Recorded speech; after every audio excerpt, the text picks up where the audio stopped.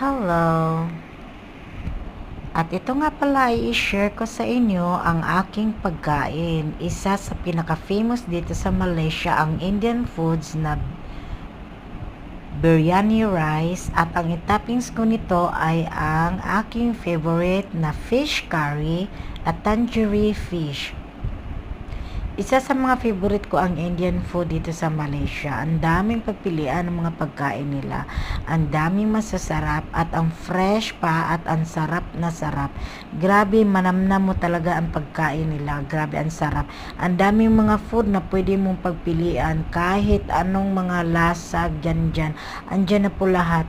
Ang dami. Merong mga chicken, meron silang mga beef, meron silang nasi na puti, yung regular rice, meron silang biryani.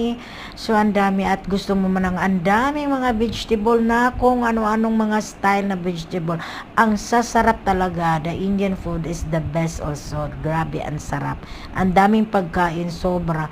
Meron silang mga curry na pwede mong i-toppings, pwede mong ilagay sa iyong pagkain, sa iyong rice. Ayan. Grabe, napakasarap.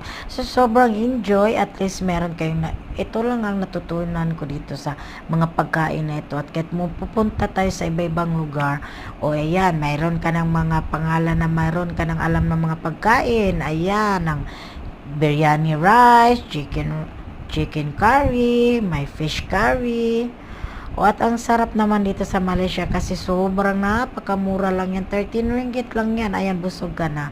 Yung rice, okay lang yan. Sobrang more than 1 cup and okay na yan. Napakasarap talaga, grabe. At syempre, binabalik-balikan ko yan dito. Dito lang ako sa Old Town, PJ.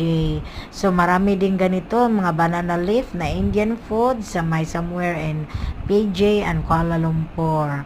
Isa sa mga famous na pagkain. Grabe. Tsaka piliin nyo rin yung magandang restaurant at food court, yung malinis. So, no worry. At importante, marami silang customer, maraming bumabalik-balik sa kanila, malinis ang kanilang mga chef cook. Ayan, napakamalinis naman. Sobrang napakasarap. Fresh yung mga pagkain nila. So, ayan, enjoy lang ang aking pagkain. Isa sa aking vlog ngayon, ang Indian food, chicken biryani, fish curry, and biryani rice. Ayan. Thank you for watching.